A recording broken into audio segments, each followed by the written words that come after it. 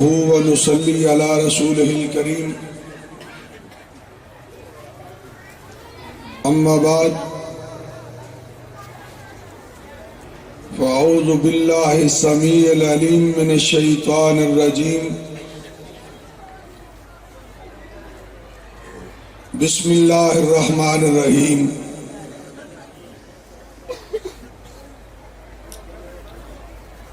ان الدین عند اللہ الاسلام۔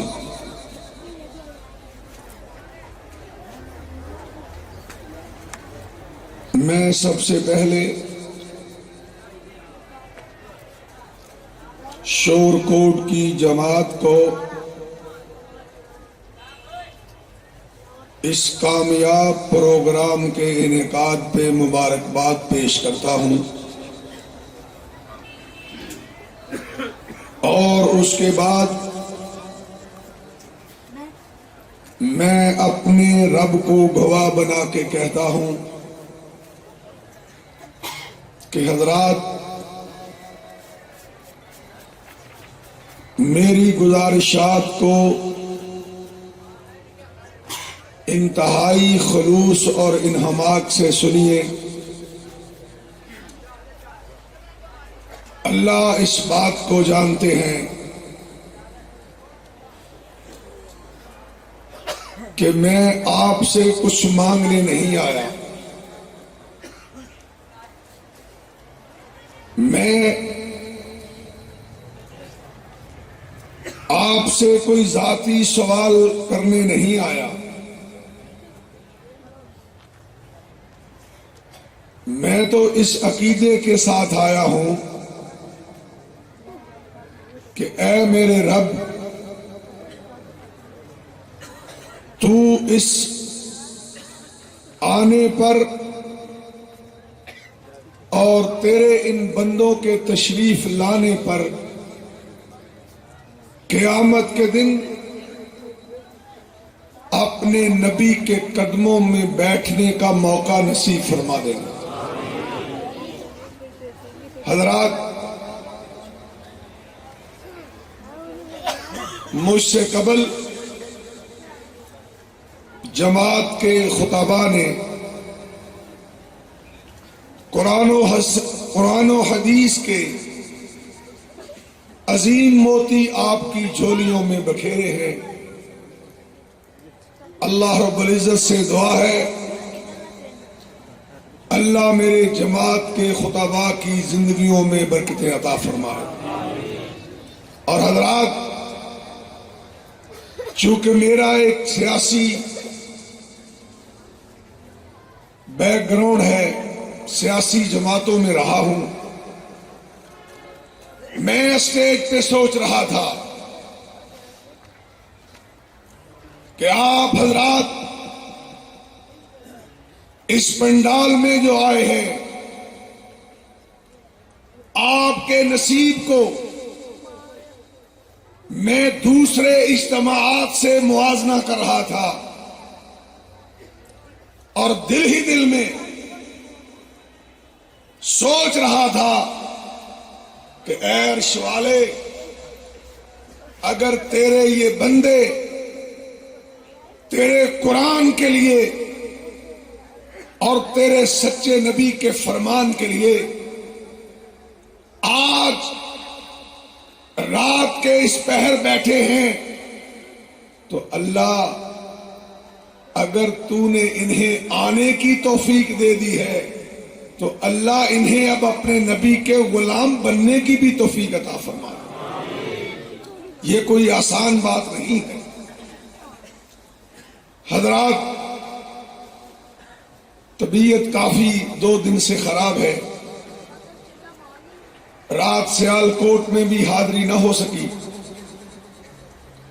لیکن آپ لوگوں کی محبت اور اللہ کی توفیق اور برادر اصغر اسلم جٹ صاحب کا حکم، میں چند لمحوں کے لیے آپ سے چند گزارشات عرض کرنا چاہتا ہوں۔ بات یہ ہے، اس کائنات میں ایک اصول ہے، اس دنیا کا ایک نظام ہے کہ جو شخص بھی مسافر ہوتا ہے وہ اپنے سفر کے دوران اس سفر کے مطابق ضروری اشیاء کا انتخاب کرتا ہے، ضروری چیزیں ساتھ رکھتا ہے۔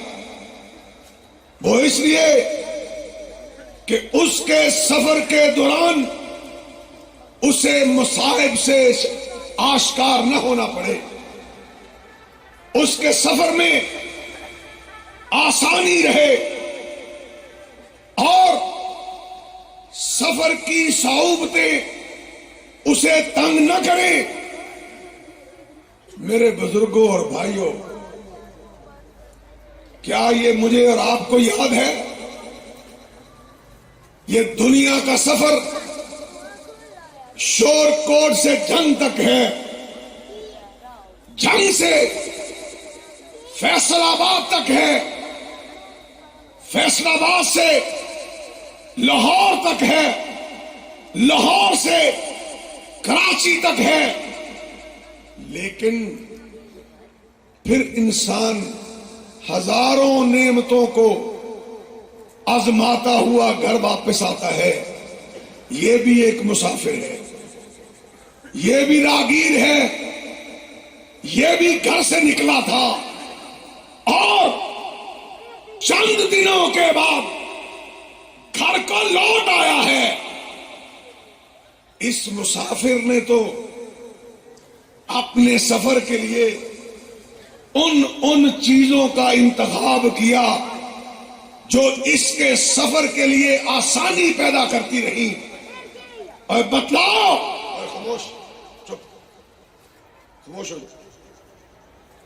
میں جو عرض کرنا چاہتا ہوں وہ سفر کا کیا بنے گا جو قبر سے شروع ہو کر ہزاروں نہیں لاکھوں سال تک بھی ختم نہیں ہوگا۔ اس سفر کے بارے آج میں قرآن و سنت کے نام پہ بنایا گیا جلسہ اور قرآن و سنت کے نام پہ قائم کی گئی مجلس میں اس سفر کی نہ میں فکر لے کے گیا نہ آپ لے کے گئے، تو بتاؤ مرنے کے بعد کیا ہوگا؟ کیا جواب دیں گے؟ آؤ لوگوں، اس سفر کو مقرر کرنے والا، اس سفر کا بندوبست کرنے والا بھی اس کائنات میں صرف ایک رب ہے، اور اس سفر پہ چلانے والے مسافر کا رب بھی عرش والا ہے۔ کتنی قسمت کی بات ہے! کوئی اندھیرا نہیں، کوئی گو نہیں، کوئی اندھوں والی بات نہیں ہے۔ کیوں؟ سفر کو مقرر کرنے والا بھی عرش والا ہے اور اس سفر کا سامان مہیا کرنے والا بھی عرش والا ہے۔ آج سوچنا ہے تو آؤ اس بات کے لیے سوچئے کہ اللہ مجھے بھی اور آپ کو بھی جب وہ سفر کا آغاز کروائے تو یارو اتنا سامان تو پاس ہو کہ ہمیں اس سفر میں کوئی مشکل پیش نہ آئے۔ کیوں بھی یہ چاہتے ہیں کہ نہیں چاہتے؟ آؤ، میں جو عرض کرنا چاہتا ہوں وہ بات یہ ہے کہ اس نے کیا کیا؟ تجھے اور مجھے فرمایا یہ تیری زندگی عارضی زندگی ہے، یہ دنیا عارضی دنیا ہے، اور یہاں آنے کی ترتیب تو ہے، جانے کی کوئی ترتیب نہیں ہے۔ دنیا والوں نے دیکھا باپ پہلے آتا ہے، پھر بیٹا آتا ہے، ماں پہلے آتی ہے، پھر بیٹی آتی ہے، لیکن جاتے ہوئے تو پتہ نہیں ہوتا کہ بیٹی ابھی پیدا ہوتی ہے، ماں چلی آتی ہے، اور ماں زندہ ہوتی ہے، جوان بیٹا چلا جاتا ہے. اس لیے فکر پیدا کرنا چاہیے. تیرے میرے رب نے اسی بات کو پوشیدہ رکھا ہے کہ اے دنیا کے مسافر، یہاں اتنا دل نہ لگا لینا کہ جس دن سفر کا آغاز ہو تیری جھولی خالی ہو. کائنات کا امام ہے، مدینہ پاک ہے، مدینہ پاک کی گلی ہے، اور کائنات کا امام اپنے صحابہ کے ساتھ کھڑا ہے. صحابہ کی جماعت ساتھ ہے. ایک صحابی اپنے گھر سے ایک مردہ بکری اٹھائے گھسیٹتے ہوئے مدینے کی گلی سے گزر رہا ہے، اس لیے کہ اب یہ مر چکی ہے، میں اسے مدینے کے باہر پھینک کے آتا ہوں. کائنات کے امام کی نگاہ اقدس اس بکری پہ پڑی اور اپنے ساتھیوں سے پوچھا، او میرے ساتھیوں، او میرے اصحاب، میں تم پہ سوال کرتا ہوں، مجھے جواب دو کہ اس بکری کے مالک کا اس بکری کے بارے میں کیا خیال ہے، کیا اہمیت ہے؟ صحابہ نے عرض کیا، یا رسول اللہ صلی اللہ علیہ وسلم، اس کے ذہن میں اگر اس بکری کی کوئی قیمت ہوتی تو اسے گھسیٹ کے ہی مدینے سے باہر لے جاتا. یا رسول اللہ کوئی اہمیت نہیں ہے. کیا فرمایا؟ فرمایا سن لو، جس طرح اس مالک کی اس بکری کے بارے اس کے ذہن میں کوئی اہمیت نہیں ہے، اے تمہارے رب کی نظر میں اس دنیا کی کوئی قیمت نہیں ہے، کوئی قیمت نہیں ہے. لوگوں، یہ فکر کی بات میرے لیے بھی اتنی ہے، آپ کے لیے بھی اتنی ہے. آؤ، اگر آج اللہ کے فضل و کرم سے اس جلسہ میں اپنے گھروں کو چھوڑ کے آنے والوں، اس جلسہ میں اپنی زندگی کی ضروریات کو ترک کر کے آنے والوں، سن لو، اگر مجھے اور تمہیں اس بات کی فکر ہو گئی کہ تمہارا اور میرا ایک لمبا سفر ہے اور اس سفر کا سامان اتنا ضروری ہے کہ جتنا زندہ رہنا ضروری نہیں ہے، تو یاد رکھنا جلسہ کروانا بھی بہتر ہو جائے گا، جلسے میں آنا بھی اور جلسے میں کچھ سنانا بھی عرش والے کے ہاں انشاءاللہ مقبول ہو کے رہے گا. میں جو بات کہنا چاہتا ہوں وہ یہ ہے کہ آؤ، دنیا کی حقیقت یہی ہے. بات کو جتنا لمبا کروں بات مختصر یہی ہے، خلاصہ یہی ہے کہ نہ تم نے دنیا میں رہنا ہے اور نہ ہی بات سنانے والے نے بیٹھے رہنا. تو پھر حل کیا ہے بھائی؟ کرنا کیا ہے؟ کیا کرنا ہے؟ خدا کی قسم، تم اور میں ساری زندگی سجدے میں پڑھ کر ایک پروردگار کا شکر ادا کرنا چاہیں تو کعبہ کے رب کی قسم شکریہ ادا نہیں کر سکتے. کیا فرمایا؟ اگر بھیجنے والا ہمیں عرش والا ہے، اگر دنیا میں زندہ رکھنے والا عرش والا ہے، تو یارو اس نے دنیا میں بھی مجھے تمہیں تنہا نہیں چھوڑا، قبر میں بھی تمہیں مجھے تنہا نہیں چھوڑے گا، انشاءاللہ محشر کے میدان پہ بھی تنہا نہیں چھوڑے گا. کیوں نہیں چھوڑے گا بھائی؟ اس نے فرمایا، الیوم اکملت لکم دینکم واتممت علیکم نعمتی ورضیت لکم الاسلام دینا. کہ آؤ، اس زندگی کے اندر اگر شب و روز گزارنے ہیں، اگر زندگی کے اندر تم نے میری دی ہوئی سانسیں لینی ہیں تو یا رب کے قرآن کے ساتھ لینا یا محمد کے فرمان کے ساتھ لینا صلی اللہ علیہ وسلم. حضرات، اس دنیا سے اگر آپ نے اخروی سفر کے لیے سامان لینا ہے، اگر اس دنیا سے جانے سے پہلے آپ نے اپنے آخری سفر کو کامیاب کروانا ہے تو کعبہ کے رب کی قسم ہے، یا رب کا قرآن تھام لو یا محمد کا فرمان تھام لو صلی اللہ علیہ وسلم۔ اور یارو یاد رکھنا، جب کسی کو رب کا قرآن مل جاتا ہے، محمد کا فرمان مل جاتا ہے، اس کی نگاہ میں پھر دنیا نہیں ٹکتی، نہیں ٹکتی۔ آؤ میں تمہیں ایک بات سناتا ہوں، بات مختصر، میرے برادر تشریف لا چکے ہیں، میں ان کے اور آپ کے درمیان زیادہ دیر حائل نہیں رہنا چاہتا۔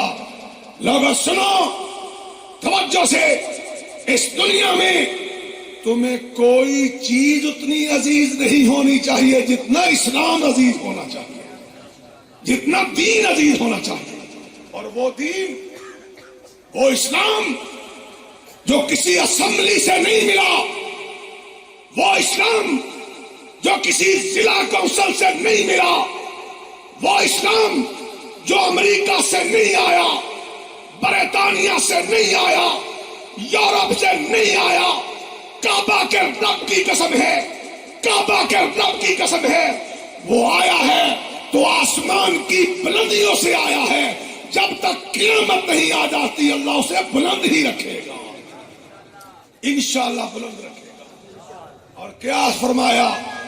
لیلھا کنہارھا، وہ دین ملا ہے تمہیں، وہ اسلام ملا ہے، وہ قرآن و سنت ملا ہے، اور جس کی راتیں بھی دن کی طرح چمک رہی ہیں۔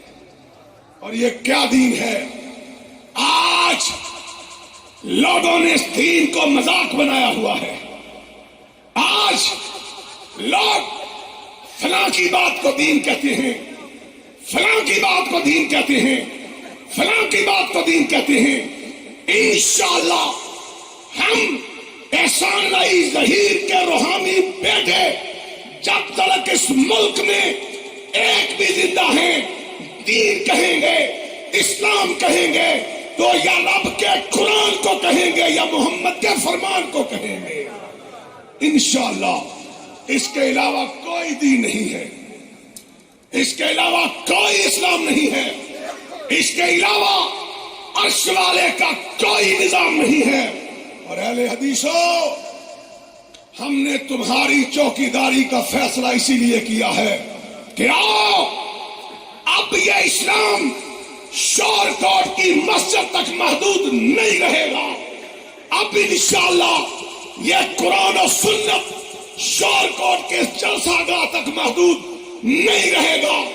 انشاءاللہ اب اسلام کا جھنڈا پنجاب اسمبلی میں بھی لہرایا جائے گا، قومی اسمبلی میں بھی لہرایا جائے گا، ضلع کونسل میں بھی لہرایا جائے گا، یونین کونسل میں بھی لہرایا جائے گا، اور کہا جائے گا جو قانون قرآن کے سنت کے خلاف ہوا ہم کٹ جائیں گے، مٹ جائیں گے، لٹ جائیں گے۔ نہ عرش والے کی مخالفت برداشت کریں گے، نہ مدینے والے کی برداشت۔ نعرہ تکبیر، نعرہ تکبیر، قائدین اہل حدیث، مرکزی جمعیت اہل حدیث پاکستان، قائدین قدم بڑھاؤ، قائدین قدم بڑھاؤ، قائدین قدم بڑھاؤ، نعرہ تکبیر۔ اور لوگوں سن لو، لوگوں کی تاریخ 100 سال کی ہے، کسی کی 200 سال کی ہے، لیکن سنو، میں فخر نہیں کرتا، عاجزی سے اور اللہ کے شکر سے بات کرتا ہوں۔ اور جس کی تاریخ خطبہ حجۃ الوداع تک ہو وہ کبھی دنیا میں شرمندہ نہیں ہوا۔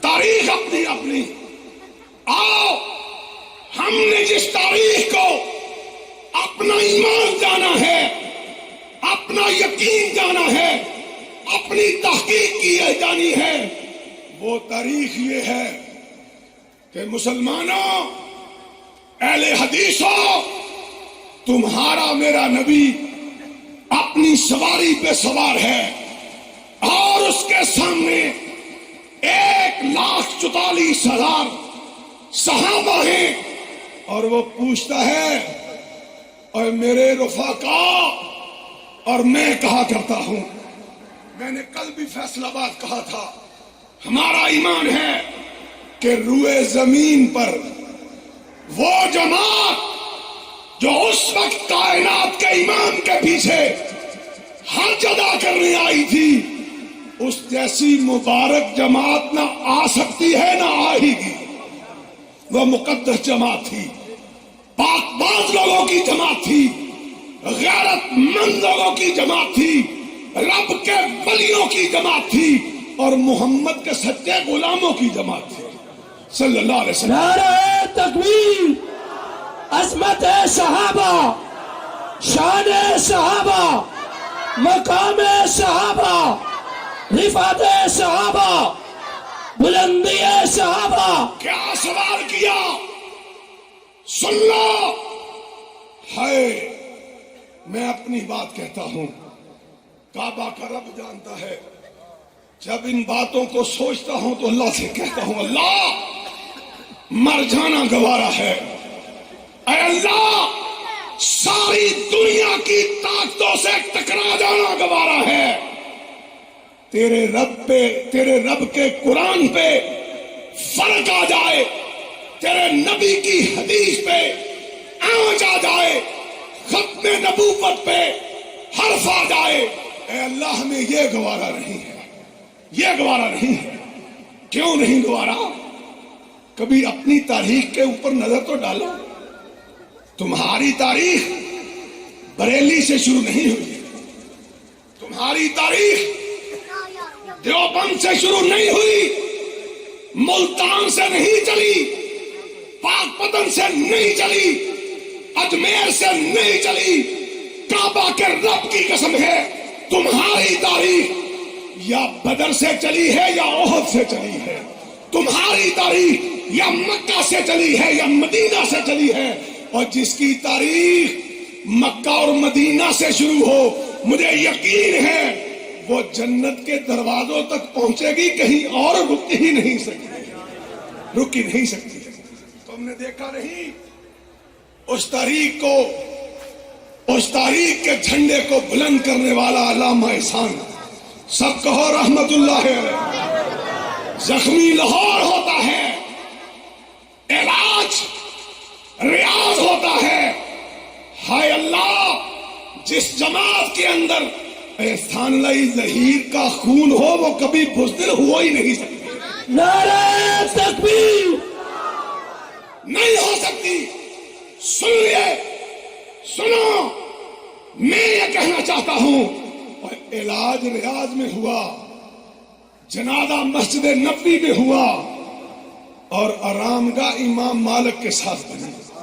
ہائے ایک نوائے وقت کا صحافی، بات لمبی ہو جائے گی لیکن کیا کروں، جب اللہ کے سامنے پیش ہونے کا خیال آتا ہے تو پھر دوسری طرف اپنے گناہوں پہ نظر پڑتی ہے، تو کعبہ کا رب جانتا ہے، جی چاہتا ہے اللہ جان نکل جائے، تیری دی ہوئی زبان سے نہ تیرا نغمہ ختم ہو نہ تیرے نبی کی نعت ختم ہو۔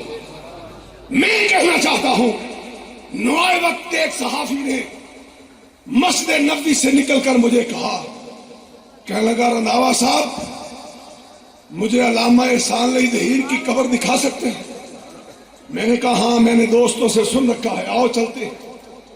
گئے جنت البقیع کے اندر، ہائے اہل حدیث ہو، تمہیں اہل حدیث ہونا مبارک ہو۔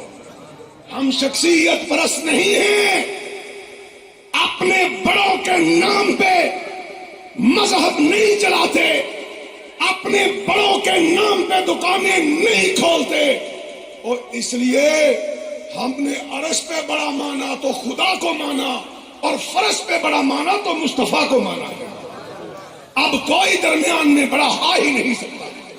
میں ساتھ گیا، علامہ شہید کی قبر پہ کھڑے ہوئے، سنو اپنی تاریخ بھول گئے ہو.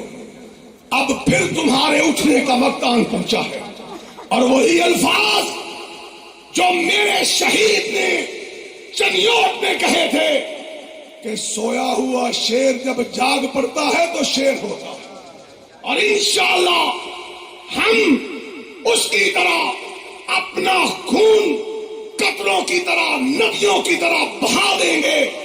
انشاءاللہ قیامت کے دن نہ عرش والے کے سامنے شرمندہ ہوں گے نہ اس کے رسول کے سامنے انشاءاللہ. میں کہہ رہا تھا, کہنے لگا یار دعا کی واپس ہوئے, کہنے لگا تو اس کو جانتا ہے؟ میں نے کہا اگر میں بھی اس کو نہیں جانتا تو پھر کون جانتا ہے؟ کہنے لگا کبھی بات ہوئی تھی, کبھی اس سے مجلس ہوئی تھی؟ میں نے کہا نہیں, میں چھوٹا سا تھا, 15 سال کا 16 سال کا, میں نے چنیوٹ میں دیکھا تھا اور جس دن دیکھا 2 دن بعد دھماکہ ہو گیا. میں اتنا ہی جانتا ہوں, پڑھا بہت ہے سنا بہت. سنو بات.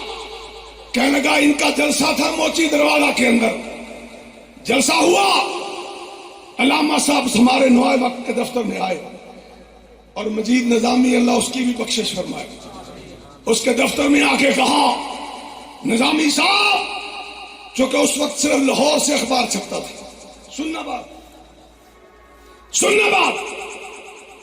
کہنے لگا نظامی صاحب اہل حدیثوں نے آج موچی دروازہ بھر دیا ہے. اور بھرا تھا کہ نہیں؟ جو طاہر سلفی صاحب بھرا تھا جلسہ موچی دروازہ. ہائے, مجھے مولانا فضل الرحمان صاحب نے جب کہا پی ڈی ایم کے اجلاس میں کہ دھوبی گھاٹ کا جلسہ کون لے گا, میں مسئلے ممبر کہتا ہوں بزدل ماں کا بیٹا نہیں ہوں اور نہ جھوٹ آتا ہے. ایک ہی عقیدہ ہے کہ اللہ زبان پہ سچ ہو اور سامنے موت ہو. ہم موت کو سینے لگا سکتے ہیں, اپنی زبان پہ جھوٹ نہیں آنے دیتے انشاءاللہ. انہوں نے کہا دھوبی گھاٹ کون بھرے گا؟ 8 جماعتیں تھیں, 8 بڑی بڑی جماعتیں. آج بھی رانا ثناء اللہ صاحب میرے گھر تشریف لائے اور میں نے وہاں بھی اپنے ناظم اعلیٰ کی موجودگی میں کہا تھا کہ رانا صاحب جب فیصل آباد کی 3 مسجدیں تھی, 3, سننا اہل حدیثوں اپنی تاریخ, جب 3 مسجدیں تھی 1963 میں, اس وقت میری مرکزی جمعیت کا بانی سید داؤد غزنوی دھوبی گھاٹ آیا تھا اور مولانا یوسف انور فرماتے ہیں جب میں سید صاحب کو لے کے دھوبی گھاٹ پہنچا تو مجھے فرمانے لگے یوسف کیا یہاں نمائش لگی ہوئی ہے؟ فرماتے ہیں میں نے عرض کی سید صاحب اہل حدیثوں کا قافلہ ہے. تو کہتے ہیں سید نے اپنی نگاہوں کو آسمان کی طرف اٹھایا اور کہا اللہ اس جماعت پہ بھی رحم کرنا اور اس جماعت کے ماننے والوں پہ بھی رحم کرنا. آج اسی سید داؤد غزنوی کی دعا کا اثر ہے کہ مٹانے والے مٹ گئے, مرکزی جمعیت آج بھی چمک رہی ہے. اور انشاءاللہ ساجد میر صاحب کی قیادت میں اور ناظم اعلیٰ عبد الکریم کی نظامت میں اللہ کے فضل و کرم سے چند مہینوں کے بعد آپ دیکھیں گے پاکستان کی بڑی جماعتوں میں اگر کوئی جماعت ہوگی تو انشاءاللہ مرکزی جمعیت اہل حدیث ہوگی. نعرہ تکبیر. مرکزی جمعیت اہل حدیث پاکستان, مرکزی جمعیت اہل حدیث پاکستان, تیرا میر میرا میر. تو میں کہہ رہا تھا کہ نظامی صاحب کو, وہ میرا دوست ارشاد عارف نام لے کے کہہ رہا ہوں, نوائے وقت میں تھا, آج کل وہ 92 میں ہے. کہنے لگا نظامی صاحب سے علامہ صاحب کہتے ہیں کہ نظامی صاحب آج آپ کی اخبار کی جو مین سرخی ہے, مین سب سے بڑی سرخی, وہ اہل حدیثوں کے نام لگنی چاہیے. ہائے ہائے ہائے, 34 سال پہلے, 34 سال پہلے, 35 سال پہلے. کہنے لگا نظامی صاحب نے کہا اس کو دھیان لگاؤ, تھوڑی دیر بعد چلا جائے گا, پھر اپنی مرضی سے لگا دے گا. کیا علامہ تیری سوچ پہ قربان. اور ایسے ہی اہل حدیثوں، لکشمن سنگھ کا خون بھی تمہاری تاریخ ہے. کیا فرمایا؟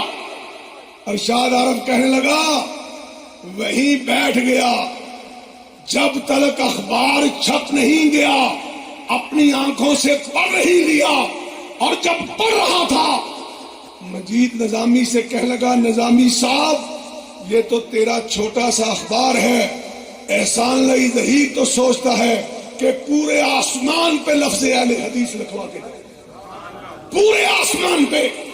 پھر گیا. آج اللہ کے فضل و کرم سے میں آخر میں کہتا ہوں قرآن کے وارث تم ہو، حدیث کے وارث تم ہو، اور اس قانون اسلام کے وارث تم ہو. آؤ قدم سے قدم ملاؤ، کندھے سے کندھا ملاؤ، اور اس جماعت مرکزی جمعیت اہل حدیث کا ساتھ دو. نوجوانوں لسٹیں بناؤ، میرے سے رابطہ کرو. میں تمہاری چوکیداری کے لیے کعبہ کے رب کی قسم ہے، کعبہ کے رب کی قسم ہے، کعبہ کے رب کی قسم ہے، نہ اپنی جان کی پرواہ کروں گا، نہ مال کی پرواہ کروں گا، نہ اولاد کی پرواہ کروں گا. مر جاؤں گا، مٹ جاؤں گا، لٹ جاؤں گا، انشاءاللہ جب تک زندہ ہوں رب کے قرآن کا جھنڈا لہراؤں گا، محمد کے فرمان کا جھنڈا لہراؤں گا. رنداوا صاحب قدم بڑھاؤ، رنداوا صاحب قدم بڑھاؤ، رنداوا صاحب قدم بڑھاؤ.